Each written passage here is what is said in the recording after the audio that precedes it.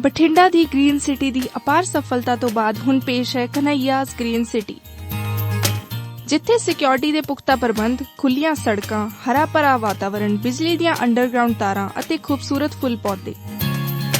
Landscaping ਅਤੇ ਨਿਰਮਾਣ ਕਾਰਜ ਚੱਲ ਰਹੇ ਨੇ ਤੇਜ਼ੀ ਨਾਲ। ਇਸ ਤੋਂ ਪਹਿਲਾਂ ਕਿ ਸਾਰੇ ਪਲਾਟ ਬੁੱਕ ਹੋ ਜਾਣ, ਸੰਪਰਕ ਕਰੋ 8556002064 ਅਤੇ 8556002071। ਸਿਖਾਏ ਜਾਂਦੇ ਨੇ। ਇੱਥੇ ਨਾ ਸਿਰਫ ਪੰਜਾਬੀ, ਹਿੰਦੀ, ਅੰਗਰੇਜ਼ੀ, ਉਰਦੂ ਤੇ ਸਪੈਨਿਸ਼ ਵਿੱਚ ਗੱਲਬਾਤ ਕਰਨ ਦੀ ਸਹੂਲਤ ਹੈ, ਸਗੋਂ ਰਿਹਾਇਸ਼ ਦਾ ਵੀ ਪ੍ਰਬੰਧ ਹੈ।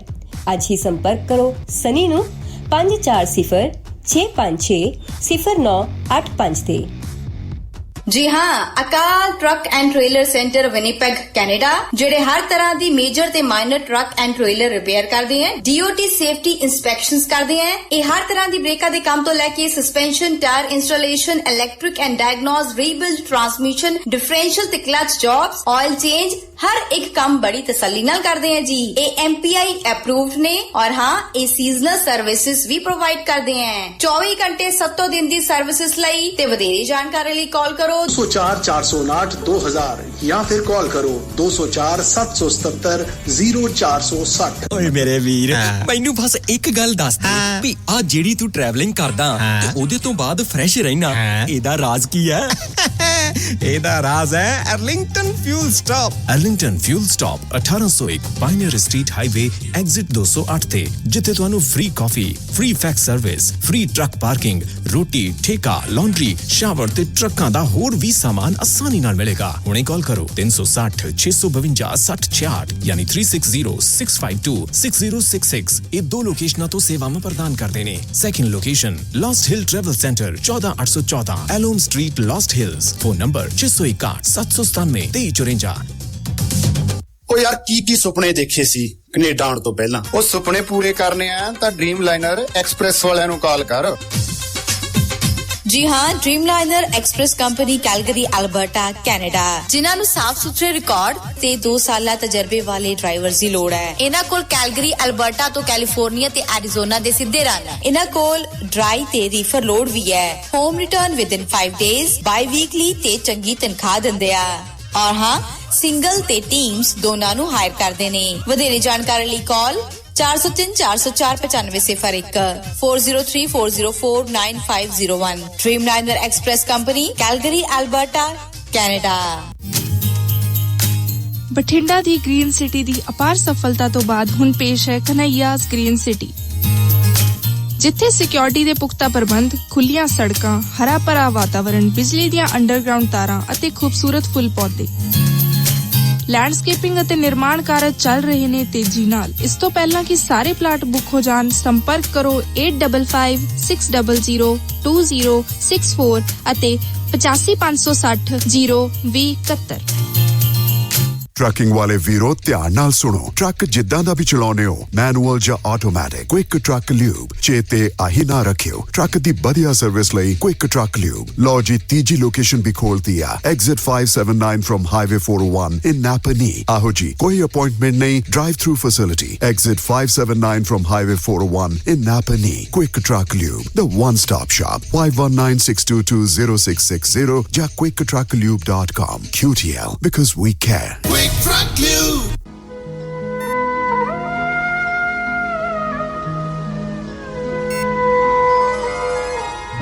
ਸ਼ਮਾਦਾਨ। ਰੇਡੀਓ ਪੰਜਾਬ ਟੂਡੇ ਸੁਣ ਰਹੇ ਦੇਸ਼ ਵਿਦੇਸ਼ ਦੀ ਧਰਤੀ ਤੋਂ ਸਰੋਤਿਓ, ਦਲਬੀਰ ਬਰਾੜ ਹਾਜ਼ਰ ਆ ਤੁਹਾਡਾ ਮਨਪਸੰਦ ਪ੍ਰੋਗਰਾਮ ਸ਼ਮਾਦਾਨ ਲੈ ਕੇ। ਤੇ ਅੱਜ ਦਿਨ ਹੈ ਜੀ ਸ਼ੁੱਕਰਵਾਰ ਤੇ ਤਰੀਕ ਹੈ ਜੀ ਜਨਵਰੀ ਮਹੀਨੇ ਦੀ 14। ਤੇ ਅੱਜ ਮਾਘੀ ਲਈ ਤੁਹਾਨੂੰ ਸਾਰਿਆਂ ਨੂੰ ਅਸੀਂ ਬਹੁਤ ਬਹੁਤ ਮੁਬਾਰਕਬਾਦ ਵੀ ਦਿੰਦੇ ਹਾਂ। ਪਵਿੱਤਰ ਮਹੀਨਾ ਸ਼ੁਰੂ ਹੋਇਆ, ਨਵਾਂ ਸਾਲ ਸ਼ੁਰੂ ਹੋਇਆ ਦੇਸੀ ਮਹੀਨਿਆਂ ਦਾ। ਆਪ ਸਭ ਸਰੋਤਿਆਂ ਨੂੰ ਬਹੁਤ ਬਹੁਤ ਮੁਬਾਰਕਾਂ। ਪਰਮਾਤਮਾ ਤਰੱਕੀਆਂ ਬਖਸ਼ੇ ਆਪ ਸਭ ਨੂੰ। ਅਤੇ ਅਸੀਂ ਪ੍ਰੋਗਰਾਮ ਸ਼ਮਾਦਾਨ ਦੇ ਵਿੱਚ ਬਠਿੰਡਾ ਸਟੂਡੀਓ ਤੋਂ ਜੁੜੇ ਹੋਏ ਹੋ। ਤੁਸੀਂ ਮੇਰੇ ਨਾਲ ਲਾਈਵ, ਅਤੇ ਮੇਰੇ ਵੱਲੋਂ ਯਾਨੀ ਕਿ ਦਲਬੀਰ ਬਰਾੜ ਵੱਲੋਂ ਅਤੇ ਸਾਡੇ ਸੀਨੀਅਰ ਜਰਨਲਿਸਟ ਜਸਬੀਰ ਸਿੰਘ ਜੀ ਪੱਟੀ ਹੋਰਾਂ ਵੱਲੋਂ ਅਤੇ ਰੇਡੀਓ ਪੰਜਾਬ ਟੂਡੇ ਦੀ ਸਮੁੱਚੀ ਟੀਮ ਵੱਲੋਂ ਆਪ ਸਭ ਦਾ ਇੱਕ ਵਾਰ ਫਿਰ ਸਵਾਗਤ ਹੈ ਜੀ। ਪਿਆਰ ਭਰੀ ਸਤਿ ਸ਼੍ਰੀ ਅਕਾਲ। ਤੇ ਸਾਡੇ ਨਾਲ ਨੇ ਸੀਨੀਅਰ ਜਰਨਲਿਸਟ ਜਸਵੀਰ ਸਿੰਘ ਪੱਟੀ ਸਾਹਿਬ, ਸਵਾਗਤ ਹੈ ਜੀ ਪ੍ਰੋਗਰਾਮ ਦੇ ਵਿੱਚ। ਮਿਹਰਬਾਨੀ ਜੀ, ਸ਼ੁਕਰੀਆ ਜੀ। ਮੇਰੇ ਵੱਲੋਂ ਸਾਰੇ ਸਰੋਤਿਆਂ ਤੇ ਦਰਸ਼ਕਾਂ ਨੂੰ ਸਭ ਤੋਂ ਪਹਿਲਾਂ ਜੀ ਮਾਘੀ ਦੀ ਲੱਖ ਲੱਖ ਵਧਾਈ ਹੋਵੇ ਤੇ ਵਾਹਿਗੁਰੂ ਜੀ ਕਾ ਖਾਲਸਾ ਵਾਹਿਗੁਰੂ ਜੀ ਕੀ ਫਤਿਹ। ਬਿਲਕੁਲ, ਮਾਘੀ ਦਾ ਪਵਿੱਤਰ ਤਿਉਹਾਰ ਹੈ ਜੀ। ਅੱਜ ਜੀ 40 ਮੁਕਤਿਆਂ ਦੀ ਯਾਦ ਚ ਮਨਾਇਆ ਜਾਂਦਾ। ਭਾਵੇਂ ਇਹ ਤਿਉਹਾਰ ਇਸ ਦਿਨ ਨਹੀਂ ਸੀਗਾ, ਲੇਕਿਨ ਇਹਨੂੰ ਫਿਕਸ ਕੀਤਾ ਗਿਆ ਕਿ ਮਾਘੀ ਵਾਲੇ ਦਿਨ ਤਿਉਹਾਰ ਮਨਾਵਾਂਗੇ ਜੀ। ਔਰ ਸੂਰਬੀਰਤਾ ਦਾ ਤਿਉਹਾਰ ਆ, ਗੁਰੂ ਸਾਹਿਬ ਦੇ ਬਚਨਾਂ ਦਾ ਤਿਉਹਾਰ ਆ, ਮਾਈ ਭਾਗੋ ਦੀ ਬਹਾਦਰੀ ਦਾ ਤਿਉਹਾਰ ਆ। ਇਹ ਜਿਹੜਾ ਮੇਲਾ ਜਿਹੜਾ ਇਹ ਸਮਾਗਮ ਕੀਤਾ ਜਾਂਦਾ, ਬੜੀ ਵੱਡੀ ਪੱਧਰ ਤੇ ਕੀਤਾ ਜਾਂਦਾ ਤੇ ਲੋਕ ਮੁਕਤਸਰ ਸਾਹਿਬ ਵਿਖੇ ਜਿਹੜੇ ਸੰਗਤਾਂ ਆਉਂਦੀਆਂ ਵਾਲੇ ਇੰਨੀ ਠੰਡ ਦੇ ਬਾਵਜੂਦ ਵੀ ਉਸ ਸਰੋਵਰ ਦੇ ਵਿੱਚ ਇਸ਼ਨਾਨ ਕਰਕੇ ਤੇ ਦਰਬਾਰ ਸਾਹਿਬ ਤੇ ਨਤਮਸਤਕ ਹੋ ਕੇ ਆਪਣਾ ਜੀਵਨ ਸਫਲ ਕਰਦੀਆਂ ਜੀ। ਇਸ ਕਰਕੇ ਅਸੀਂ ਸਾਰਿਆਂ ਨੂੰ ਇਸ ਗੱਲ ਦੀ ਜਿਹੜੀ ਹੈ, ਇਸ ਜਿਹੜਾ ਤਿਉਹਾਰ ਉਹਦੀ ਵਧਾਈ ਦਿੰਦੇ ਹਾਂ। ਇਹ ਆਸ ਕਰਦੇ ਨੇ ਗੁਰੂ ਸਾਹਿਬ ਆਉਣ ਵਾਲੇ ਸਮੇਂ 'ਚ ਇਸ ਦੁਨੀਆ ਦੇ ਉੱਤੇ ਜਿਹੜੀ ਕਿਰਪਾ ਕਰਨਗੇ। ਬਿਲਕੁਲ ਪੱਟੀ ਸਾਹਿਬ, ਸ਼ਮਾਦਾਨ ਦੇ ਵਿੱਚ ਆਪਾਂ ਖਬਰਾਂ ਦੇ ਉੱਤੇ ਝਾਤ ਮਾਰਦੇ ਹਾਂ ਤੇ ਤੁਸੀਂ ਟਿੱਕਾ ਟਿੱਪਣੀ ਕਰਦੇ ਹੋ। ਤੇ ਅੱਜ ਦੀ ਜਿਹੜੀ ਬਦਲਦੀ ਸਥਿਤੀ ਆ, ਚੋਣ ਕਮਿਸ਼ਨ ਬਹੁਤ ਸਖਤ ਹੋ ਗਿਆ ਕਿ ਰੈਲੀਆਂ ਲਈ ਸਮਾਂ ਨਹੀਂ ਦਿੱਤਾ। ਭਾਵੇਂ ਕੋਵਿਡ ਦਾ ਵੀ ਦੌਰ ਚੱਲ ਰਿਹਾ ਹੈਗਾ, ਪਰ ਬਦਲਦੇ ਦੌਰ ਦੇ ਵਿੱਚ ਜੇਕਰ ਦੇਖਿਆ ਜਾਵੇ ਤਾਂ ਸਿਰਫ ਸੋਸ਼ਲ ਮੀਡੀਆ ਰਹਿ ਗਿਆ ਲੀਡਰਾਂ ਕੋਲੇ ਵੀ, ਤੇ ਸੋਸ਼ਲ ਮੀਡੀਆ ਦੀ ਪਹੁੰਚ ਆਮ ਇਨਸਾਨ ਤੱਕ ਅੱਜ ਕੱਲ੍ਹ ਪੂਰੀ ਹੋ ਗਈ ਹੈ। ਪਰ ਇਹਦੇ ਵਿੱਚ ਜੋ ਅਨਪੜ੍ਹ ਨੇ ਜਾਂ ਜੋ ਪੜ੍ਹੇ ਲਿਖੇ ਨਹੀਂ ਹਨ ਜਾਂ ਬਹੁਤ ਹੀ ਜ਼ਿਆਦਾ ਰੂਰਲ ਏਰੀਏ 'ਚ ਹਨ, ਉੱਥੇ ਜਿੱਥੇ ਸਿਗਨਲ ਵੀ ਨਹੀਂ ਪਹੁੰਚਦਾ ਜਾਂ ਇਹ ਨਹੀਂ ਚੱਲਦਾ ਸੋਸ਼ਲ ਮੀਡੀਆ, ਉੱਥੇ ਤਾਂ ਇੱਕ ਤਰੀਕੇ ਨਾਲ ਇਹ ਪਾਬੰਦੀ ਜਿਹੜੀ ਹੈ ਉਹ ਗੈਰ ਵਾਜਿਬ ਜੀ ਲੱਗਦੀ ਹੈ। ਪਰ ਸੋਸ਼ਲ ਮੀਡੀਆ ਦੀ ਗੱਲ ਕਰੀਏ ਤੇ ਸੋਸ਼ਲ ਮੀਡੀਆ ਤੇ ਲੀਡਰਾਂ ਦੀ ਗੱਲ ਕਰੀਏ ਤੇ ਲੀਡਰਾਂ ਦੇ ਵਿੱਚੋਂ ਜੇਕਰ ਸੁਖਬੀਰ ਬਾਦਲ ਦੀ ਗੱਲ ਕਰੀਏ, ਭਗਵੰਤ ਮਾਨ ਦੀ ਕਰੀਏ, ਚੰਨੀ ਦੀ ਕਰੀਏ, ਤਾਂ ਫੇਸਬੁੱਕ ਤੇ ਸੁਖਬੀਰ ਸਿੰਘ ਬਾਦਲ ਹਰਮਨ ਪਿਆਰੇ ਨੇਤਾ ਦੇ ਰੂਪ ਵਿੱਚ ਉੱਭਰੇ ਆ। ਟਵਿੱਟਰ ਤੇ ਭਗਵੰਤ ਮਾਨ ਦੀ ਝੰਡੀ ਹੈ। ਚੰਨੀ ਸਾਹਿਬ ਪਛੜ ਗਏ ਨੇ, ਕੀ ਕਹਿਣਾ ਚਾਹੋਗੇ? ਵੇਖੋ ਜੀ, ਜਿੱਥੋਂ ਤੱਕ ਇਹ ਸੋਸ਼ਲ ਪਾਵਰ ਦੀ ਗੱਲ ਕਰ ਰਹੇ ਨੇ, ਆਪਾਂ ਸੋਸ਼ਲ ਮੀਡੀਆ ਦੀ ਗੱਲ ਕਰਦੇ ਹਾਂ। ਫੇਸਬੁੱਕ ਤੇ ਪੰਜਾਬ ਦੇ 1 ਕਰੋੜ ਯੂਜ਼ਰ ਨੇ ਜੀ, ਤੇ ਇਹ ਜਿੱਤਾਂ ਦਾ ਫੈਸਲਾ ਤੇ ਕਰਦੇ, ਲੇਕਿਨ ਨੇਤਾਵਾਂ ਦੇ ਰਸੂਖ ਜ਼ਰੂਰ ਦਿਖਾਉਂਦੇ ਵੀ ਰਸੂਖ ਕਿੰਨਾ ਕਹੇਗਾ ਜੀ। ਜੇ ਫੇਸਬੁੱਕ ਦੀ ਗੱਲ ਕਰ ਲਈਏ ਤੇ ਸੁਖਬੀਰ ਸਿੰਘ ਬਾਦਲ ਦੇ 23 ਲੱਖ ਫਾਲੋਅਰਸ ਨੇ ਜੀ। ਟਵਿੱਟਰ ਦੇ ਉੱਤੇ 4,12,000 ਨੇ ਜੀ, ਤੇ ਭਗਵੰਤ ਮਾਨ ਦੇ ਫੇਸਬੁੱਕ ਤੇ 22 ਲੱਖ ਫਾਲੋਅਰ ਨੇ ਤੇ ਟਵਿੱਟਰ ਤੇ 5,50,000 ਫਾਲੋਅਰ ਨੇ ਜੀ। ਸਭ ਤੋਂ ਵੱਧ ਟਵਿੱਟਰ ਤੇ ਫਾਲੋਅਰ ਜਿਹੜੇ ਆ ਉਹ ਭਗਵੰਤ ਮਾਨ ਦੇ ਨੇ ਜੀ। ਕੈਪਟਨ ਅਮਰਿੰਦਰ ਸਿੰਘ ਨੇ, ਸਾਬਕਾ ਸਾਡੇ ਮੁੱਖ ਮੰਤਰੀ ਨੇ ਜੀ, ਉਹਨਾਂ ਦੇ ਫੇਸਬੁੱਕ ਤੇ 14 ਲੱਖ ਫਾਲੋਅਰਸ ਨੇ ਤੇ ਟਵਿੱਟਰ ਤੇ 11 ਲੱਖ ਫਾਲੋਅਰ ਨੇ ਜੀ। ਚੰਨੀ ਸਾਹਿਬ ਦੀ ਗੱਲ ਕਰਦੇ ਹਾਂ ਜੀ। ਚੰਨੀ ਸਾਹਿਬ ਜਿਸ ਦਿਨ CM ਬਣੇ ਉਸ ਦਿਨ ਟਵਿੱਟਰ ਤੇ ਇਹਨਾਂ ਦੇ 1,458 ਫਾਲੋਅਰਸ ਹਨ ਜੀ। 116 ਦਿਨਾਂ ਦੇ ਵਿੱਚ ਇਹਨਾਂ ਦੀ ਗਿਣਤੀ ਵੱਧ ਕੇ 1,68,000 ਹੋ ਗਈ ਜੀ। ਤੇ ਇਸ ਕਰਕੇ ਇਹ ਉਹਨਾਂ ਨੂੰ ਤਿੰਨਾਂ ਨੂੰ ਕਾਫੀ ਥੱਲੇ ਰਹਿ ਗਏ, ਕਿਉਂਕਿ ਉਹ ਜ਼ਿਆਦਾ ਕਮਜ਼ ਯਕੀਨ ਕਰਦੇ ਆ। ਟੋਟਲ ਜਿਹੜਾ ਸੋਸ਼ਲ ਮੀਡੀਆ ਉਹ ਤੁਹਾਨੂੰ ਪਤਾ ਜਿਸ ਤਰੀਕੇ ਨਾਲ ਚੱਲਦਾ ਜੀ ਜੀ। ਅੱਗੇ ਗੱਲ ਕਰਦੇ ਅਸ਼ਵਨੀ ਸ਼ਰਮਾ ਜੀ, ਜਿਹੜੇ ਸਾਡੇ ਹੈਗੇ ਨੇ ਭਾਜਪਾ ਦੇ ਜੀ, ਉਹਨਾਂ ਦੇ ਫੇਸਬੁੱਕ ਤੇ 1,99,000 ਫਾਲੋਅਰਸ ਨੇ ਤੇ ਸਿਰਫ ਟਵਿੱਟਰ ਤੇ 8,396 ਨੇ ਜੀ। ਜੇ ਪਾਰਟੀ ਪਲੇਟਫਾਰਮ ਦੀ ਗੱਲ ਕਰ ਲਈਏ ਆਪਾਂ ਜੀ, ਉਹਨਾਂ ਦੇ ਫਾਲੋ ਦੀ ਗੱਲ ਕਰ ਲਈਏ, ਆ ਜਿਹੜੀ ਆਮ ਆਦਮੀ ਪਾਰਟੀ ਆ ਉਹਦੇ 17 ਲੱਖ ਫੇਸਬੁੱਕ ਤੇ ਫਾਲੋਅਰ ਨੇ ਤੇ 1,47,000 ਉਹਦੇ ਟਵਿੱਟਰ ਤੇ ਫਾਲੋਅਰ ਨੇ। ਜੇ ਕਾਂਗਰਸ ਦੀ ਗੱਲ ਕਰ ਲਈਏ, ਉਹਦੇ ਫੇਸਬੁੱਕ ਤੇ 6,19,000 ਫਾਲੋਅਰਸ ਨੇ ਤੇ ਟਵਿੱਟਰ ਤੇ 1,66,000 ਫਾਲੋਅਰਸ ਨੇ, ਮਤਲਬ ਆਮ ਆਦਮੀ ਪਾਰਟੀ ਨੂੰ ਜ਼ਿਆਦਾ ਨੇ ਜੀ। ਜੇ ਭਾਜਪਾ ਦੀ ਗੱਲ ਕਰ ਲਈਏ ਤੇ ਇਹਦੇ 3,61,000 ਜਿਹੜੇ ਆ ਉਹ ਫੇਸਬੁੱਕ ਤੇ ਫਾਲੋਅਰ ਨੇ ਜੀ ਤੇ 65,700 ਸਿਰਫ ਜਿਹੜੇ ਆ ਉਹ ਹੈਗੇ ਨੇ ਆਪਣੇ ਟਵਿੱਟਰ ਦੇ ਉੱਤੇ ਜੀ। ਅਕਾਲੀ ਦਲ ਦੇ 5,99,000 ਫਾਲੋਅਰ ਜਿਹੜੇ ਆ ਉਹ ਫੇਸਬੁੱਕ ਤੇ ਨੇ ਜੀ 81,600 ਸਿਰਫ ਟਵਿੱਟਰ ਤੇ ਨੇ ਜੀ। ਤੇ ਇਸ ਕਰਕੇ ਇਹਨਾਂ ਦੀ ਜਿਹੜੀ ਇਹ ਫੇਸਬੁੱਕ ਤੇ ਲਾਈਵ ਹੋ ਰਹੀ ਆ, ਟਵਿੱਟਰ ਤੇ ਵੀ ਹੋ ਰਹੀ ਆ, ਸਭ ਦੱਸੇ ਆਪਣੇ ਰੋਜ਼ ਦੇ ਰੋਜ਼ ਕਰਦੇ ਨੇ, ਸਭ ਕੁਝ ਕਰਦੇ ਨੇ। ਲੇਕਿਨ ਭਗਵੰਤ ਮਾਨ ਤੇ ਸੁਖਬੀਰ ਬਾਦਲ ਜਿਹੜੇ ਸੋਸ਼ਲ ਮੀਡੀਆ ਤੇ ਬਕਾਇਦਾ ਤੌਰ ਤੇ ਹਰੀ ਝੰਡੀ ਲੈ ਗਏ, ਕਾਫੀ ਅੱਗੇ ਵੱਧ ਚੁੱਕੇ ਨੇ ਜੀ। ਚੰਨੀ ਸਾਹਿਬ ਦਾ ਭਾਵੇਂ ਸਮਾਜ ਦੇ ਵਿੱਚ ਅਕਸ ਚੰਗਾ ਹੋਏਗਾ, ਸ਼ਰੀਫ ਆਦਮੀ ਦਾ ਹੋਏਗਾ, ਵਧੀਆ ਕੰਮ ਕਰਦਾ ਹੋਏਗਾ, ਲੇਕਿਨ ਸੁਖਬੀਰ ਸਿੰਘ ਬਾਦਲ ਦੀ ਜਿਹੜੀ ਆ ਸੋਸ਼ਲ ਮੀਡੀਆ ਪਾਵਰ ਜਿਹੜੀ ਆ ਉਹ ਸਭ ਤੋਂ ਵੱਧ ਆ ਫੇਸਬੁੱਕ ਤੇ ਜੀ। ਤੇ ਭਗਵੰਤ ਮਾਨ ਦੀ ਟਵਿੱਟਰ ਤੇ ਸਭ ਤੋਂ ਵੱਧ ਆ ਜੀ, 5,50,000 ਜੀ। ਦੂਸਰੀ ਫੈਨ ਫੋਲੋਇੰਗ ਤੋਂ ਬਾਅਦ ਵੱਡੀ ਜਮਾਤ ਜਿਹੜੀ ਹੈ ਉਲਟ ਫੇਰ ਕਰਨ ਦਾ ਦਮ ਰੱਖਦੀ ਹੈ ਪੰਜਾਬ ਦੇ ਵਿੱਚ, ਉਹ ਆ ਜੀ ਕਿਸਾਨ ਪਰਿਵਾਰ। ਤੇ ਪੰਜਾਬ ਵਿੱਚ ਪੱਟੀ ਸਾਹਿਬ 18 ਲੱਖ ਕਿਸਾਨ ਪਰਿਵਾਰਾਂ ਦੀ 54 ਲੱਖ ਦੇ ਕਰੀਬ ਵੋਟ ਆ, ਤੇ ਵੱਖ-ਵੱਖ ਪਾਰਟੀਆਂ ਦੇ ਇਹ ਵੀ ਵਿਗਾੜ ਸਕਦੇ ਨੇ ਸਮੀਕਰਨ, ਤੇ ਕਿਸਾਨਾਂ ਦਾ 13 ਜ਼ਿਲ੍ਹਿਆਂ 'ਚ ਤਾਂ ਪੂਰਾ ਹੀ ਪ੍ਰਭਾਵ ਆ। ਕਿਸਾਨ ਕਿੰਗ ਮੇਕਰ ਵੀ ਬਣ ਸਕਦੇ ਆ, ਕਿੰਗ ਵੀ ਬਣ ਸਕਦੇ ਆ। ਤੁਹਾਡੀ ਕੀ ਰਾਏ ਸ਼ੁਮਾਰੀ ਹੈ ਜੀ? ਵੇਖੋ, ਆਪਾਂ ਇੱਥੇ ਕਿਸਾਨਾਂ ਦੀ ਗੱਲ ਕਰਨੀ ਹੈ ਜੀ, ਇੱਥੇ ਪਾਰਟੀ ਨੀਤੀ। ਜਿਹੜੇ ਸਾਡੇ ਸਰੋਤੇ ਦੇ ਉਹ ਇਹਨੂੰ ਸੰਯੁਕਤ ਸਮਾਜ ਮੋਰਚੇ ਦਾ ਜੋੜ ਕੇ ਨਾਲ ਨਾ ਵੇਖਣ। ਬਿਲਕੁਲ ਸਹੀ ਗੱਲ। ਸੰਯੁਕਤ ਸੰਘਰਸ਼ ਪਾਰਟੀ ਦਾ ਜੋੜ ਕੇ ਨਾ ਵੇਖਣ। ਅਸੀਂ ਕਿਸਾਨਾਂ ਦੀ ਗੱਲ ਕਰੇ ਵੀ ਕਿਸਾਨਾਂ ਦੀ ਵੋਟ ਕਿੰਨੀ ਹੈ ਪੰਜਾਬ 'ਚ। ਜਿਹੜੇ 18 ਲੱਖ ਇਹਨਾਂ ਦੇ ਜਿਹੜੇ ਹੈਗੇ ਨੇ ਪਰਿਵਾਰ ਨੇ ਕਿਸਾਨਾਂ ਦੇ ਜੀ, ਤੇ 53 ਲੱਖ ਇਹਨਾਂ ਦੇ ਮਤਦਾਤਾ ਨੇ ਜੀ।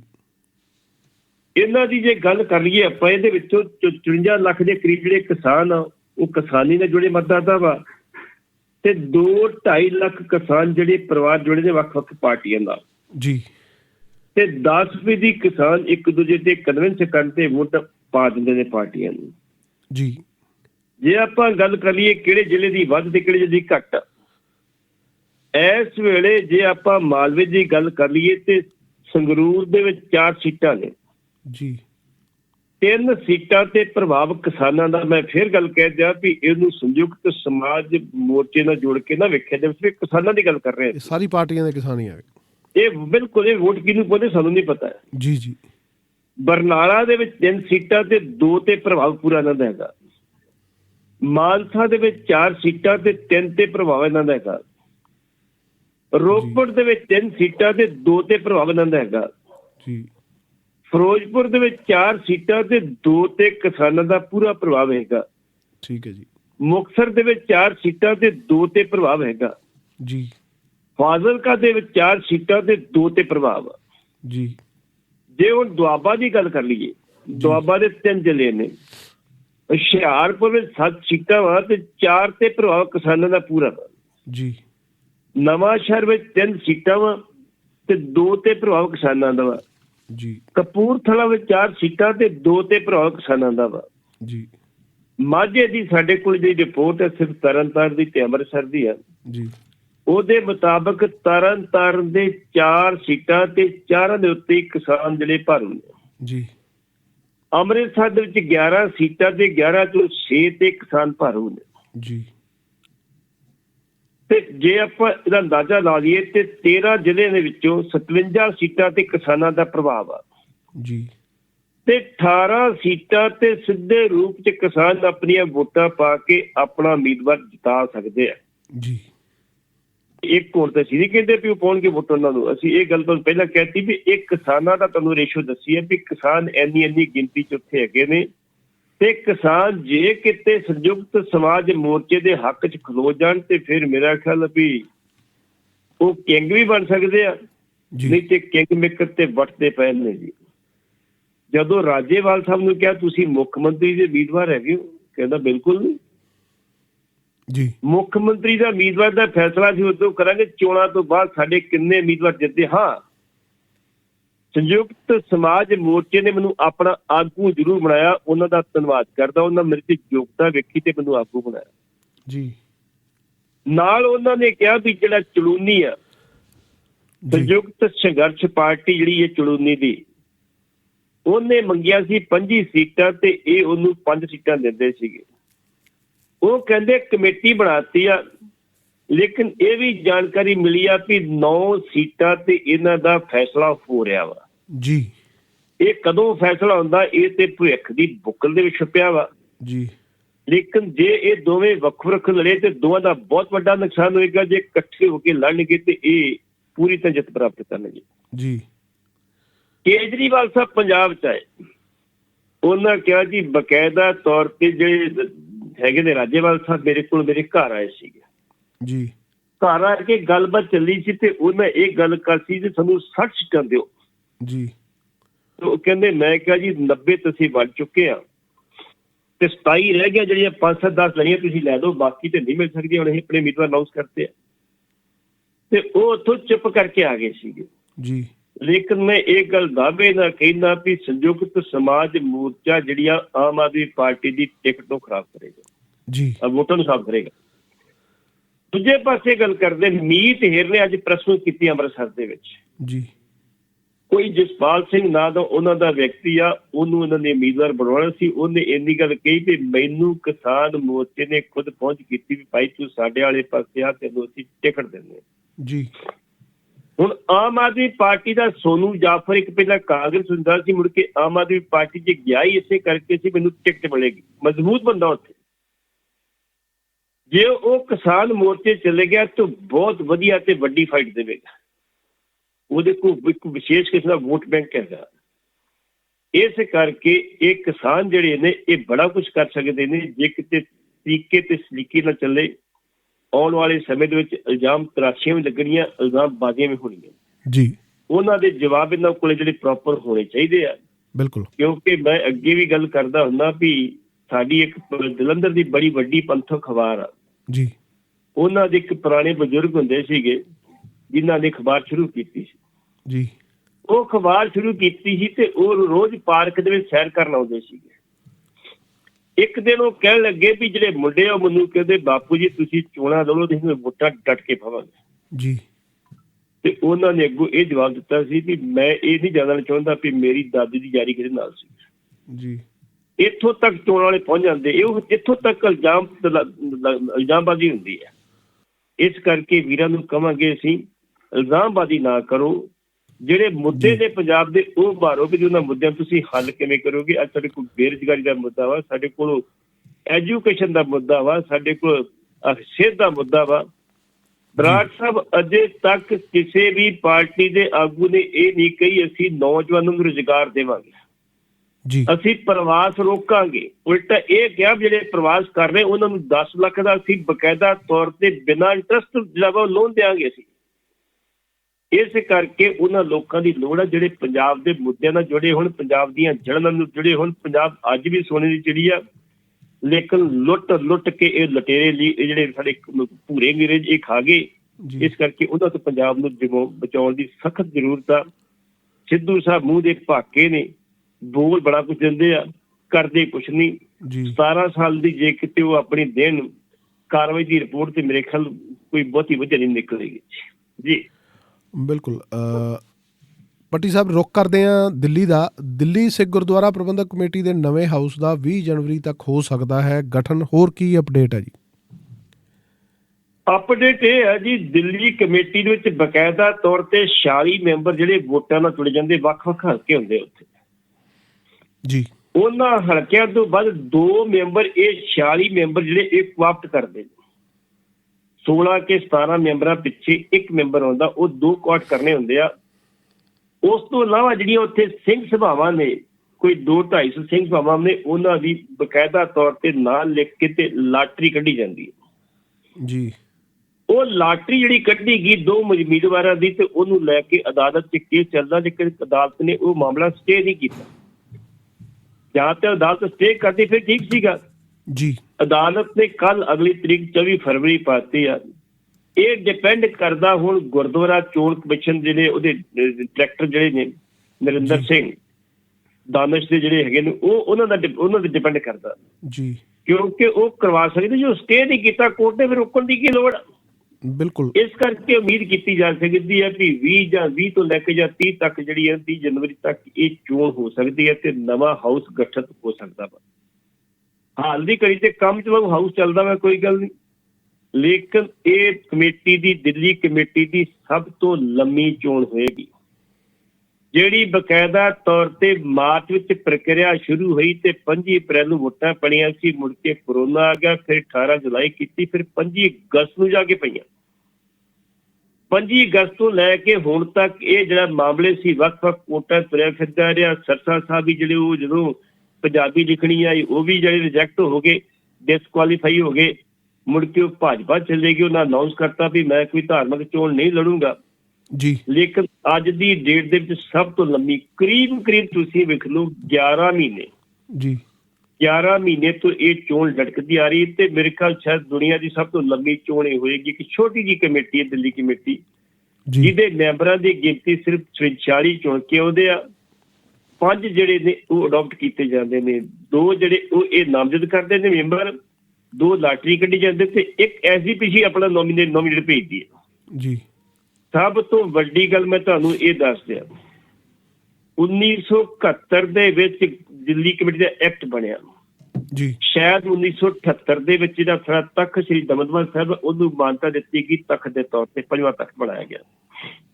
ਪਹਿਲਾਂ ਸਾਡੇ 4 ਤਖਤ ਸੀਗੀ, ਅਕਾਲ ਤਖਤ, ਕੇਸਗੜ੍ਹ ਸਾਹਿਬ ਤਖਤ, ਕੇਸਗੜ੍ਹ ਤਖਤ ਤੇ ਫਿਰ ਪਟਨਾ ਸਾਹਿਬ ਤਖਤ ਤੇ ਹਜ਼ੂਰ ਸਾਹਿਬ ਤਖਤ। ਹੁਣ ਇਹਨਾਂ ਬਾਅਦ ਚ ਬਣਾ ਲਿਆ 75 ਦੇ 78 ਦੇ ਵਿੱਚ ਆ ਕੇ, ਲੇਕਿਨ ਉਹਨੂੰ ਦਿੱਲੀ ਕਮੇਟੀ ਵੱਲੋਂ ਮਾਨਤਾ ਨਹੀਂ ਸੀ ਮਿਲੀ ਅਜੇ ਤੱਕ ਜੀ। ਤੇ ਦਿੱਲੀ ਕਮੇਟੀ ਦੇ ਵਿੱਚ 4 ਤਖਤਾਂ ਦੇ ਜਥੇਦਾਰ ਵੀ ਮੈਂਬਰ ਹੁੰਦੇ, ਲੇਕਿਨ ਉਹਨਾਂ ਨੂੰ ਵੋਟ ਪਾਉਣ ਦਾ ਅਧਿਕਾਰ ਨਹੀਂ ਹੁੰਦਾ ਜੀ।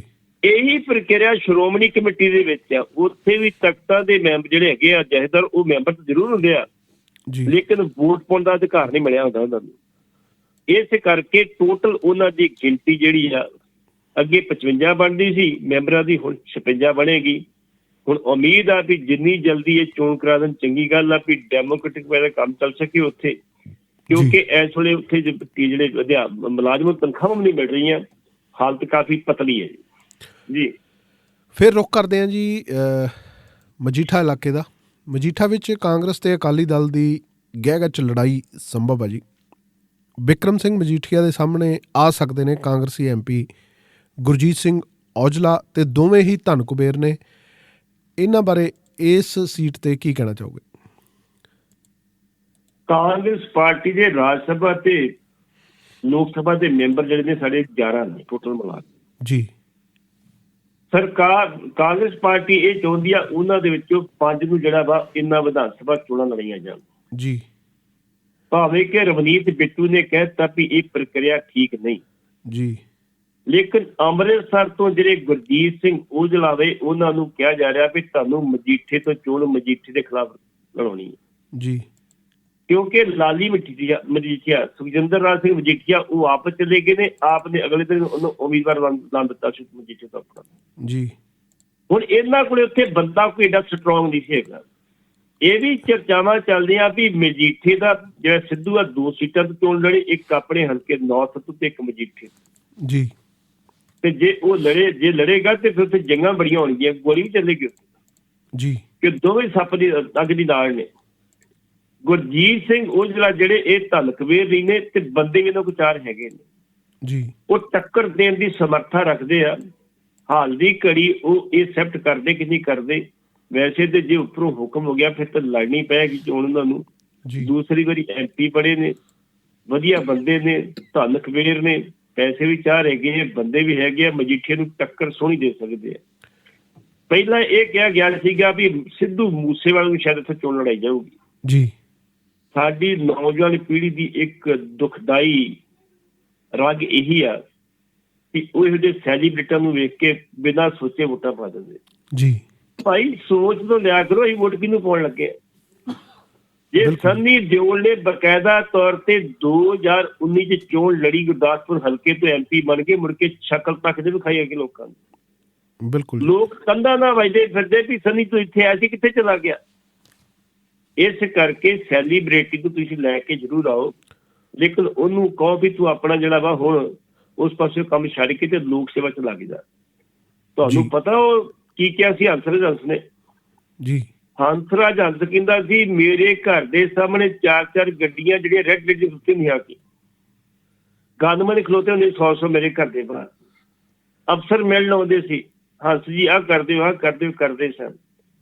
ਤੇ ਜਿੱਦਣ ਦੀ ਮੈਂ ਸਿਆਸਤ ਪਈ ਆ, ਸਿਆਸਤ ਪਿਆ ਵਾ, ਉਹਨਾਂ ਦੀਆਂ ਮੈਨੂੰ ਸਵਾਏ ਜੁੱਤੀਆਂ ਨੂੰ ਕੱਖ ਨਹੀਂ ਜੀ ਮਿਲਿਆ ਜੀ। ਸਵਾਦ ਜ਼ਰੂਰ ਸਿਆਸਤ ਦਾ ਲੈਂਦਾ, ਪਰ ਮਿਲਿਆ ਕੱਖ ਨਹੀਂ ਜੋ ਸਵਾਏ ਜੁੱਤੀਆਂ ਤੇ ਮੈਨੂੰ। ਮੈਂ ਉਦੋਂ ਬੜਾ ਸੁਖੀ ਸਾਂ, ਮਾਣ ਸੀ, ਸਤਿਕਾਰ ਸੀ, ਸਭ ਦਾ ਸਾਂਝਾ ਸੀਗਾ ਤੇ ਮੈਂ ਇਹ ਗਲਤੀ ਕਰ ਲਈ ਹੈ। ਤੇ ਮੈਂ ਸੋਚਦਾ ਇਹੋ ਜਿਹੇ ਸੈਲੀਬ੍ਰਿਟੀ ਜਿਹੜੇ ਹੁੰਦੇ ਨਾ, ਵਾਕਿਆ ਹੀ ਉਹ ਸਭ ਦੇ ਸਾਂਝੇ ਹੁੰਦੇ ਆ, ਉਹਨਾਂ ਨੂੰ ਇਸ ਪਾਸੇ ਨਹੀਂ ਹੋਣਾ ਚਾਹੀਦਾ। ਉਹ ਸੋਨੂ ਸੂਦ ਵਾਂਗੂ ਜੇ ਕਿਤੇ ਸਮਾਜ ਸੇਵਾ ਕਰ ਲੈਣ ਤੇ ਉਹ ਬਹੁਤ ਵਧੀਆ ਜੀ। ਜੀ ਬਿਲਕੁਲ ਭੱਟੀ ਸਾਹਿਬ, ਅਗਲੀ ਗੱਲ ਫਿਰ ਉੱਥੇ ਹੀ ਆ ਜਾਂਦੀ ਹੈ, ਸੰਯੁਕਤ ਕਿਸਾਨ ਮੋਰਚੇ ਦੇ ਆਲੇ ਦੁਆਲੇ ਘੁੰਮਦੀ ਹੈ। ਪ੍ਰਵਾਸੀਆਂ ਨੇ ਕਾਂਟਾ ਬਦਲਿਆ, ਆਪ ਦੀ ਥਾਂ ਕਰਨਗੇ ਸੰਯੁਕਤ ਕਿਸਾਨ ਮੋਰਚੇ ਦੀ ਹਮਾਇਤ, ਇਹਦੇ ਬਾਰੇ ਕੀ ਕਹਿਣਾ ਚਾਹੋਗੇ? ਬਿਲਕੁਲ ਜੀ, ਪ੍ਰਵਾਸੀ ਜਿਹੜੇ ਪਹਿਲਾਂ ਤੁਹਾਨੂੰ ਪਤਾ ਲੱਖਾਂ ਨਹੀਂ ਕਰੋੜਾਂ ਰੁਪਏ ਦਿੱਤੇ ਸੀ ਆਮ ਆਦਮੀ ਪਾਰਟੀ ਨੂੰ ਜੀ, ਉਹ ਕਹਿੰਦੇ ਸਾਨੂੰ ਅੱਜ ਤੱਕ ਹਿਸਾਬ ਨਹੀਂ ਕਿਸੇ ਨੇ ਦਿੱਤਾ। ਜੇ ਹਿਸਾਬ ਨਹੀਂ ਦਿੱਤਾ ਤੇ ਫਿਰ ਉਹ ਕਿਉਂ ਇਹਨਾਂ ਦੀ ਮਦਦ ਕਰਨਗੇ ਜੀ ਇਸ ਵਾਰੀ? ਬਿਲਕੁਲ। ਜਿਹੜੇ ਪ੍ਰਵਾਸੀ ਮੰਚ ਦੇ ਨਰਿੰਦਰ ਸਿੰਘ ਤੇ ਗੁਰਵਿੰਦਰ ਸਿੰਘ ਆ ਜੀ, ਉਹਨਾਂ ਨੇ ਬਕਾਇਦਾ ਤੌਰ ਤੇ ਕਿਹਾ ਵਾ ਭਾਈ ਅਸੀਂ ਇਸ ਵਾਰੀ ਜਿਹੜੀ ਮਦਦ ਆ ਉਹ ਕਿਸਾਨਾਂ ਦੀ ਕਰਾਂਗੇ, ਅਸੀਂ ਕਿਸਾਨਾਂ ਦੇ ਹੱਕ ਦੇ ਵਿੱਚ ਜੀ, ਵੀ ਕਿਸਾਨ ਜੋ ਕਰ ਰਹੇ ਠੀਕ ਕਰ ਰਹੇ ਆ। ਇਸ ਕਰਕੇ ਆਮ ਆਦਮੀ ਪਾਰਟੀ ਨੂੰ ਐਤਕੀ ਵਿਦੇਸ਼ਾਂ ਦੇ ਵਿੱਚੋਂ ਬਹੁਤੇ ਪੈਸੇ ਪੂਸੇ ਮਿਲਦੇ ਵੀ ਆਸ ਨਹੀਂ, ਤੇ ਜੇ ਆਸ ਨਹੀਂ ਤੇ ਫਿਰ ਤੁਹਾਨੂੰ ਪਤਾ ਵੈਸੇ ਤਾਂ ਕੋਈ ਪੈਸੇ ਹੁਣ ਪਏ ਵੈਸੇ ਬਹੁਤ ਨੇ, ਪੈਸਿਆਂ ਦੀ ਲੋੜ ਹੀ ਨਹੀਂ ਹੈਗੀ ਜੀ। ਪੈਸਿਆਂ ਦੀ ਲੋੜ ਤੇ ਉਦੋਂ ਸੀ ਜਦੋਂ ਉਹ ਪਹਿਲੀ ਇਲੈਕਸ਼ਨ ਲੜੇ ਸੀ ਜੀ। ਉਹ ਇਹ ਵੀ ਕਹਿੰਦੇ ਆ ਵੀ ਜਿਹੜੇ ਤੁਸੀਂ ਛੋਟੇਪਨ ਨੂੰ ਕੱਢਿਆ ਸੀ ਵੀ ਆਸਟ੍ਰੇਲੀਆ ਦੀ ਚਿੱਠੀ ਦਾ ਹਵਾਲਾ ਦੇ ਕੇ ਕੱਢਿਆ ਸੀ, ਉਹਦਾ ਅਜੇ ਤੱਕ ਸਪਸ਼ਟੀਕਰਨ ਦਿਓ ਜੀ। ਅਜੇ ਤੱਕ ਸਪਸ਼ਟੀਕਰਨ ਦਿੱਤਾ ਤੁਸੀਂ। ਜਿਹੜੇ ਪ੍ਰਵਾਸੀ ਲੋਕ ਨੇ ਉਹ ਠੱਗੀ ਨਹੀਂ ਮਾਰਦੇ, ਆਪਣੀ ਹੱਕ ਲਾਲ ਦੀ ਕਮਾਈ ਦੇ ਵਿੱਚੋਂ ਆਪਣੇ ਸੂਬੇ, ਆਪਣੇ ਪਿਤਰੀ ਪਿੰਡ, ਆਪਣੇ ਪੇਕੇ ਦੀ ਜਿਹੜੀ ਭਲਾਈ ਵਾਸਤੇ ਪੈਸੇ ਇਕੱਠੇ ਕਰਦੇ ਵੀ ਕੋਈ ਭਲਾ ਹੋ ਜਾਏ ਜੀ। ਲੇਕਿਨ ਤੁਸੀਂ ਕੋਈ ਭਲਾ ਨਹੀਂ ਕੀਤਾ ਉਦੋਂ। ਜੇ ਭਲਾ ਕਰਦੇ ਤੇ ਅਸੀਂ ਤੁਹਾਡੇ ਨਾਲ ਖੜਦੇ। ਲੇਕਿਨ ਇਸ ਵਾਰੀ ਉਹ ਕਹਿੰਦੇ ਵੀ ਅਸੀਂ ਕਿਸਾਨ ਮੋਰਚੇ ਨੂੰ ਪਰਖਾਂਗੇ ਇੱਕ ਵਾਰੀ ਵੀ ਕਿਸਾਨ ਮੋਰਚਾ ਕੀ ਕਰਦਾ ਵਾ। ਇਸ ਕਰਕੇ ਆਮ ਆਦਮੀ ਪਾਰਟੀ ਨੂੰ ਐਤਕੀ ਵਿਦੇਸ਼ਾਂ ਤੋਂ ਹਮਾਇਤ ਘੱਟ ਮਿਲਦੀ ਆ ਜੀ। ਦੂਸਰੀ ਗੱਲ ਆ ਗਈ ਫਿਰ ਸਿੱਧੂ ਸਾਹਿਬ ਦੇ ਆਲੇ ਦੁਆਲੇ ਤੇ ਆਮ ਆਦਮੀ ਪਾਰਟੀ ਦਾ ਤੁਸੀਂ ਜ਼ਿਕਰ ਕੀਤਾ।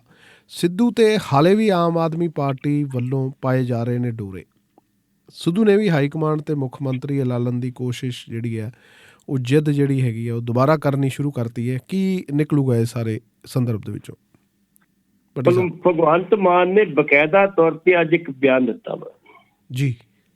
ਉਹਨੇ ਕਿਹਾ ਸਿੱਧੂ ਸਾਹਿਬ ਦੀਆਂ ਬਾਗੀ ਸੁਰਾਂ ਕਈ ਕੁਝ ਸੰਕੇਤ ਦਿੰਦੀਆਂ ਜੀ ਕਿ ਸਿੱਧੂ ਸਾਹਿਬ ਬਾਰ-ਬਾਰ ਕਹਿ ਰਹੇ ਨੇ ਵੀ ਮੈਨੂੰ ਬਕਾਇਦਾ ਤੌਰ ਤੇ ਚੀਫ ਮਿਨਿਸਟਰ ਦਾ ਉਮੀਦਵਾਰ ਐਲਾਨੋ ਜੀ। ਇਹੀ ਗੱਲ ਬਕਾਇਦਾ ਤੌਰ ਤੇ ਚੰਨੀ ਨੇ ਵੀ ਕਹੀ ਆ ਵੀ ਸਾਨੂੰ ਚੀਫ ਮਿਨਿਸਟਰ ਦਾ ਉਮੀਦਵਾਰ ਐਲਾਨ ਕੇ ਜਿਹੜੀ ਜੰਗ ਲੈਣੀ ਚਾਹੀਦੀ ਹੈ ਜੀ। ਜਾਖੜ ਰੰਧਾਵਾ ਇਸ ਗੱਲ ਦੇ ਹੱਕ 'ਚ ਨਹੀਂ। ਜਾਖੜ ਨੇ ਇੰਨੀ ਗੱਲ ਕਹੀ ਵੀ 2017 ਦੇ ਵਿੱਚ ਸਾਡੀ ਇੱਕ ਮਜਬੂਰੀ ਬਣ ਗਈ ਸੀ ਕੈਪਟਨ ਅਮਰਿੰਦਰ ਸਿੰਘ ਨੂੰ ਲਾਉਣ ਦੀ, ਲੇਕਿਨ ਨਹੀਂ, ਅਸੀਂ ਹਮੇਸ਼ਾ ਹੀ ਪਾਰਟੀ ਦੇ ਇਲੈਕਸ਼ਨ ਲੜਦੇ ਰਹੇ ਜੀ। ਪਾਰਟੀ ਦੇ ਨਾਂ ਤੇ ਇਲੈਕਸ਼ਨ ਜਿੱਤ ਕੇ ਜਦੋਂ ਅਸੀਂ ਸਾਰੇ ਜਿਹੜੇ MLA ਉਹਨੇ ਸਰਕਾਰ ਬਣਨ ਦੀ ਜਿੱਤ ਜਾਂਦੇ ਆ ਤੇ ਫਿਰ ਹਾਈਕਮਾਂਡ ਫੈਸਲਾ ਕਰਦੀ ਵੀ ਸਾਡੇ ਚੋਂ ਕਿਹਨੇ ਬਣਨਾ ਵਾ ਮੁੱਖ ਮੰਤਰੀ ਜੀ। ਸਾਡੀ ਡੈਮੋਕ੍ਰੈਟਿਕ ਪਾਰਟੀ ਆ, ਇਸ ਕਰਕੇ ਕੋਈ ਲੋੜ ਨਹੀਂ ਹੈਗੀ। ਲੇਕਿਨ ਚੰਨੀ ਸਾਹਿਬ ਕਹਿੰਦੇ ਤੁਸੀਂ ਮੈਨੂੰ ਲਾ ਲਓ ਜੇ ਜੰਗ ਜਿੱਤਣੀ ਆ, ਜੇ ਨਹੀਂ ਤੁਸੀਂ ਲਾ ਲਓਗੇ ਤਾਂ ਤੁਹਾਡਾ ਨੁਕਸਾਨ ਹੋਊਗਾ। ਕੁਛ ਹੱਦ ਤੱਕ ਗੱਲ ਠੀਕ ਉਹਨਾਂ ਦੀ ਜੀ। ਤੇ ਸਿੱਧੂ ਸਾਹਿਬ ਤੇ ਕਹਿੰਦੇ ਫਟਾਫਟ ਮੈਨੂੰ ਫੜ ਕੇ ਕੁਰਸੀ ਤੇ ਬਹਾ ਦਿਓ, ਮੁੜ ਕੇ ਤੁਹਾਨੂੰ 17ਵਾਂ ਕੈਪਟਨ ਆਂਗੂ ਬਾਅਦ ਦੀ ਗੱਲ ਆ ਜੀ। ਲੇਕਿਨ ਉਹ ਕੁਰਸੀ ਦੇ ਬੜੇ ਇੱਛੁਕ ਨੇ, ਪਰ ਮਿਲਦੀ ਕਿ ਨਹੀਂ ਮਿਲਦੀ ਨਹੀਂ ਪਤਾ। ਲੇਕਿਨ ਇੰਝ ਲੱਗਦਾ ਵੀ ਜਿਵੇਂ ਬਿਆਨ ਦਿੱਤਾ ਭਗਵੰਤ ਮਾਨ ਨੇ ਅੱਜ ਵੀ ਉਹ ਉਹਦੀ ਬਾਕੀ ਸੁਰਾਂ ਵੱਧਦੀਆਂ ਜਾ ਰਹੀਆਂ ਨੇ ਜੀ। ਇਹਦਾ ਮਤਲਬ ਅਦੇ ਵੀ ਉਹਨਾਂ ਨੂੰ ਆਸ ਆ ਵੀ ਸ਼ਾਇਦ ਜਿਹੜਾ ਸਿੱਧੂ ਆ ਉਹ ਸਾਡੇ ਵਾਲੇ ਪਾਸੇ ਆ ਜਾਏ ਜੀ। ਜਿਹੜਾ ਇੱਕ ਨੰਬਰ ਜਾਰੀ ਕੀਤਾ ਸੀ 748 ਜੀ, ਉਹਦੇ ਤੇ 24 ਘੰਟਿਆਂ 'ਚ ਇਹ ਕਹਿੰਦੇ ਆ ਵੀ 24 ਲੱਖ ਫੋਲੋਅਰ ਆ ਗਏ ਸੀਗੇ ਤੇ ਹੁਣ ਉਹਨਾਂ ਦੀ 4 ਲੱਖ ਫੋਲੋਅਰ ਆ ਗਏ ਸੀ। ਉਹਨਾਂ ਦੀ 8 ਲੱਖ ਪਹਿਲਾਂ 4 ਲੱਖ ਆ ਗਏ ਸੀ, ਉਹਨਾਂ ਦੇ 8 ਲੱਖ ਫੋਲੋਅਰ ਹੋ ਗਏ ਨੇ ਹੁਣ ਤੱਕ ਜੀ। ਤੇ ਲੋਕ ਆਪਣੀ ਰਾਏ ਦੇ ਰਹੇ ਆ।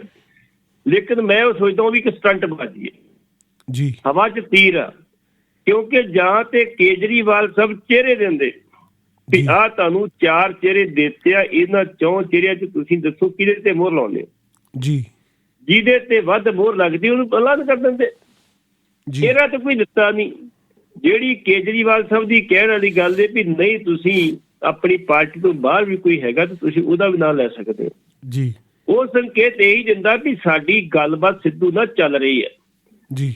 ਤੇ ਸਿੱਧੂ ਸਾਹਿਬ ਹੁਣ ਬਗਾਵਤ ਕਰਦੇ ਆ ਜਾਂ ਨਹੀਂ ਕਰਦੇ, ਇੱਥੇ ਭਾਵੇਂ ਜੋ ਮਰਜ਼ੀ ਕਰੀ ਜਾਣ। ਇਹ ਕਹਿ ਦਿੰਦੇ ਆ ਵੀ ਮੈਂ ਤੇ ਵੇਖੋ ਜੀ ਰਾਹੁਲ ਗਾਂਧੀ ਤੇ ਪ੍ਰਿੰਕਾ ਗਾਂਧੀ ਦਾ ਇੱਕ ਸਿਪਾਹੀ ਆ, ਮੈਨੂੰ ਜਿੱਥੇ ਵੀ ਖੜਾ ਕਰਨਗੇ ਮੈਂ ਉੱਥੇ ਖੜਾ ਹੋਊਂਗਾ।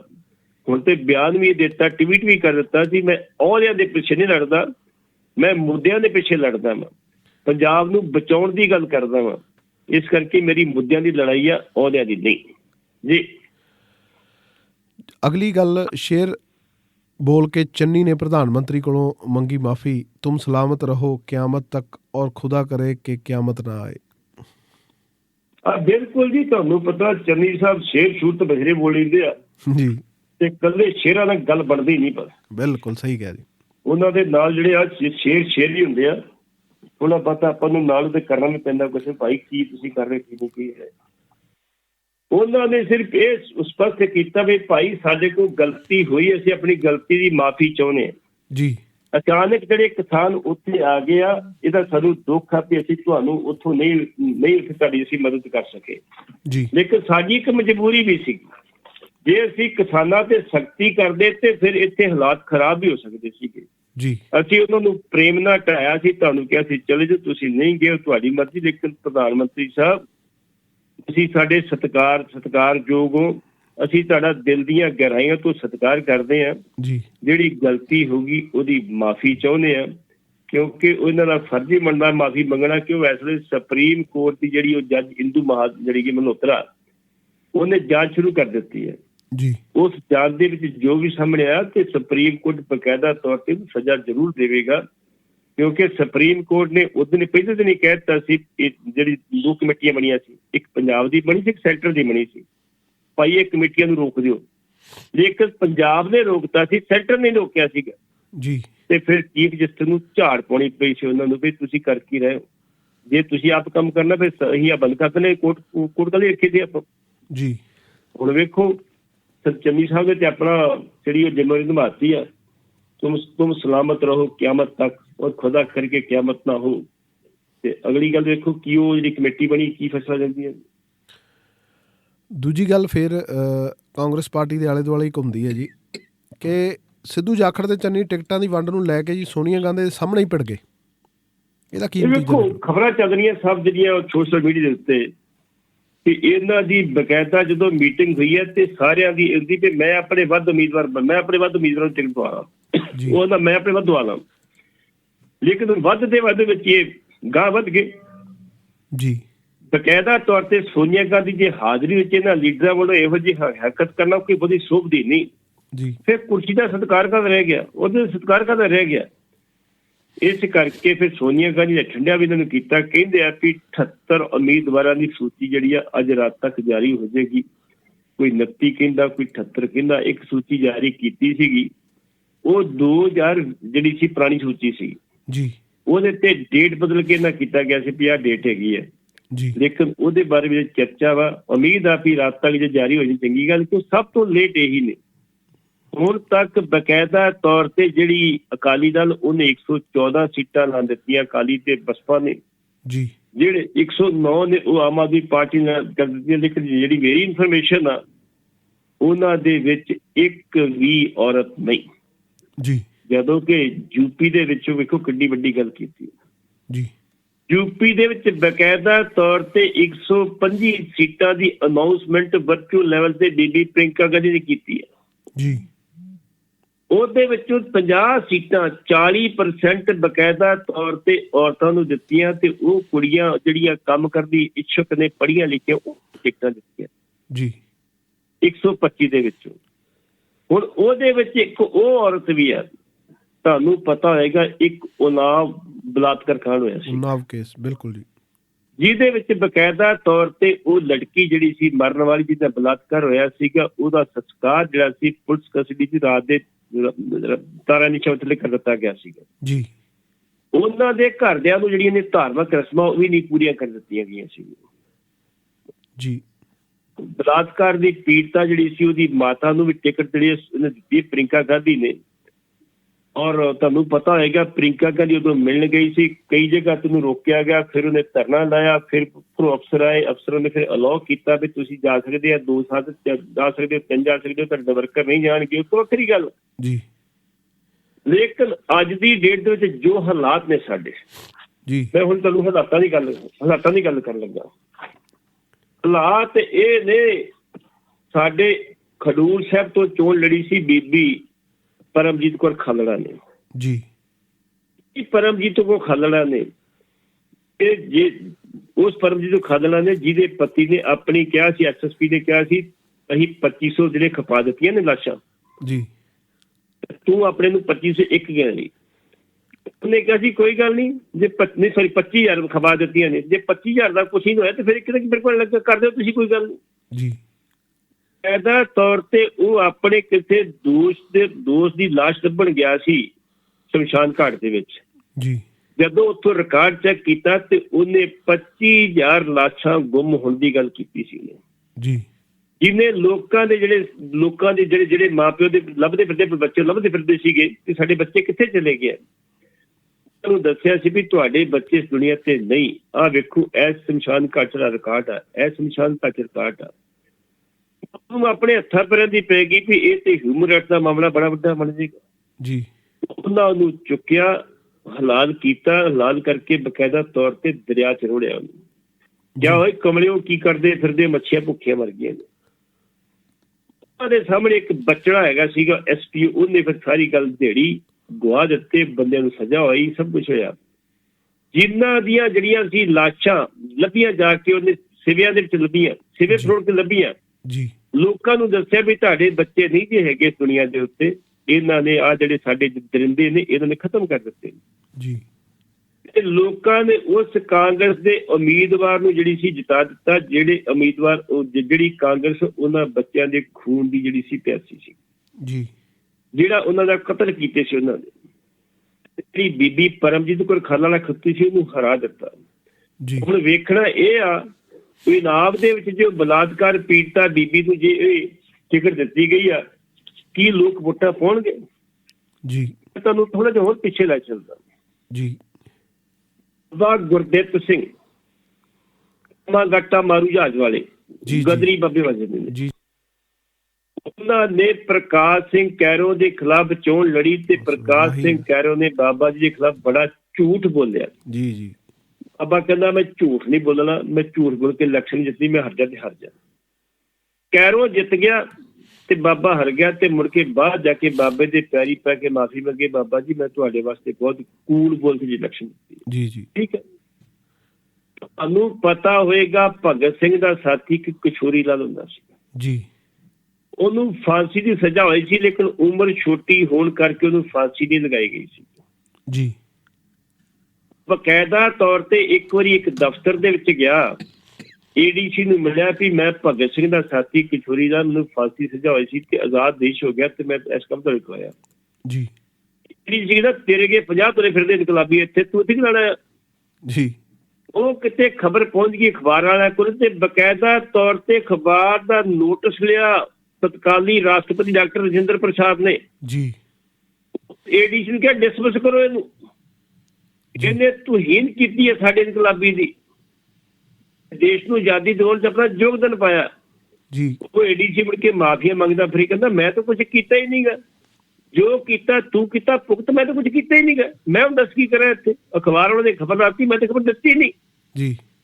ਕਿਸ਼ੋਰੀ ਲਾਲ ਵੀ ਚੋਣ ਲੜਦਾ ਰਿਹਾ, ਲੇਕਿਨ ਕਿਸ਼ੋਰੀ ਲਾਲ ਨੂੰ ਕਿਸੇ ਨੇ ਵੋਟਾਂ ਨਹੀਂ ਪਾਈਆਂ, ਕੋਈ 2000 ਪਾਤੀਆਂ, ਕੋਈ 3000 ਪਾਤੀਆਂ। ਇੱਥੇ ਕਰਕੇ ਤੁਹਾਨੂੰ ਪਤਾ ਹੋਏਗਾ ਜਦੋਂ 2012 ਵਿੱਚ TPP ਜੀ ਆਪਣੇ ਮਨਪ੍ਰੀਤ ਬਾਦਲ ਵਾਲੀ ਜੀ ਸੀ ਪਾਰਟੀ, ਉਹਦੇ ਵਿੱਚ ਭਗਤ ਸਿੰਘ ਦੇ ਭਤੀਜੇ ਚੋਣ ਲੜੀ ਸੀ ਜੀ। ਲੋਕਾਂ ਨੇ ਉਹਨੂੰ ਵੀ ਹਰਾ ਦਿੱਤਾ ਸੀਗਾ। ਕਰਕੇ ਇਹ ਸਾਡੇ ਲੋਕ ਉਦੋਂ ਤੇ ਹਮਦਰਦੀ ਕਰਦੇ ਆ, ਇੱਕ ਸਾਨੂੰ ਸ਼ੌਕਤ ਨੂੰ ਤੇ ਆ ਜਿਹੜੀਆਂ ਚਿਲਬੜੀਆਂ ਵਾਲੀਆਂ ਹੁੰਦੀਆਂ ਗੱਡੀਆਂ ਤੁਰੀਆਂ ਫਿਰਦੀਆਂ ਤਾਂ ਪਾ ਕੇ ਉਹਨਾਂ ਨੂੰ ਕਾਬੂ ਕਰਦੇ ਤੇ ਮੁੜ ਕੇ 5 ਸਾਲ ਅੱਖਾਂ 'ਚ ਘਸੁੰਦੇ ਕੇ ਰੋਂਦੇ ਵੀ ਬਣ ਕੀ ਗਿਆ ਜੀ। ਸਾਨੂੰ ਤੇ ਪੁੱਛਦਾ ਹੀ ਕੋਈ ਨਹੀਂ। ਇਹ ਤੇ ਸੰਗੀਨਾਂ ਦੀ ਸ਼ਾਹ ਲੁੱਟ ਰਹੇ ਨੇ, ਕੁੱਟ ਰਹੇ ਸਾਨੂੰ। ਅਸੀਂ ਕੁੱਟ ਵੀ ਖਾਂਦੇ ਹਾਂ ਸਾਡੀ ਲੁੱਟ ਵੀ ਹੁੰਦੀ ਹੈ, ਲੇਕਿਨ ਅਸੀਂ ਕਦੀ ਇਹ ਨਹੀਂ ਸੋਚਿਆ ਵੀ ਨਹੀਂ ਕਿਸੇ ਚਾਹੀਦੇ ਬੰਦੇ ਦੀ ਵੋਟ ਪਾ ਦਈਏ।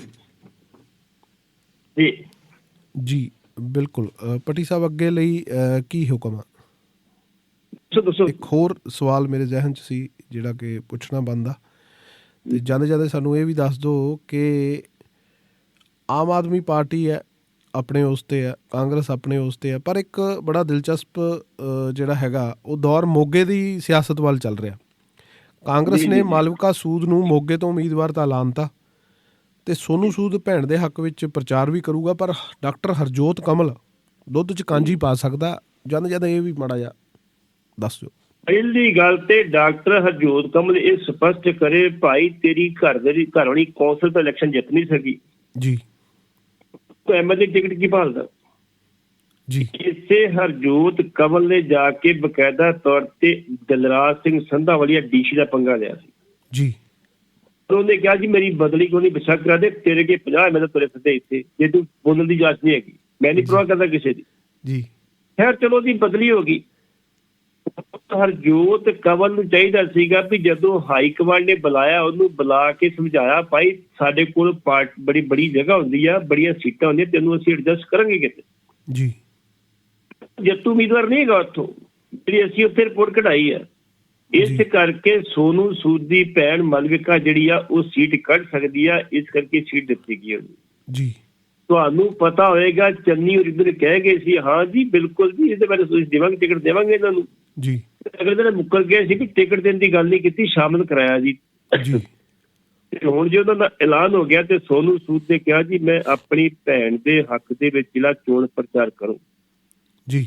ਤੇ ਹਰਜੋਤ ਕਮਲ ਨੂੰ ਜਿਹੜਾ ਵਾ ਬਕਾਇਦਾ ਤੌਰ ਤੇ ਕਾਂਜੀ ਨਹੀਂ ਘੋਲਣੀ ਚਾਹੀਦੀ ਦੁੱਧ ਦੇ ਵਿੱਚ ਜੀ। ਇਹਨੂੰ ਬਕਾਇਦਾ ਤੌਰ ਤੇ ਹਾਈ ਕਮਾਂਡ ਦੀ ਚੰਡੀਗੜ੍ਹ ਗਿਆ, ਚੰਡੀਗੜ੍ਹ ਤੋਂ ਦਿੱਲੀ ਬੁਲਾ ਲਿਆ, ਦਿੱਲੀ ਵਾਲੇ ਸਮਝਾਇਆ ਵੀ ਤੇਰੇ ਨਾਲ ਕਮਿਟਮੈਂਟ ਕਰਦੇ ਵੀ ਸਰਕਾਰ ਬਣਦੀ ਤੈਨੂੰ ਕਿਤੇ ਚੰਗੇ ਵਧੀਆ ਉਹਦੇ ਤੇ ਫਿੱਟ ਕੀਤਾ ਜਾਊਗਾ ਜੀ।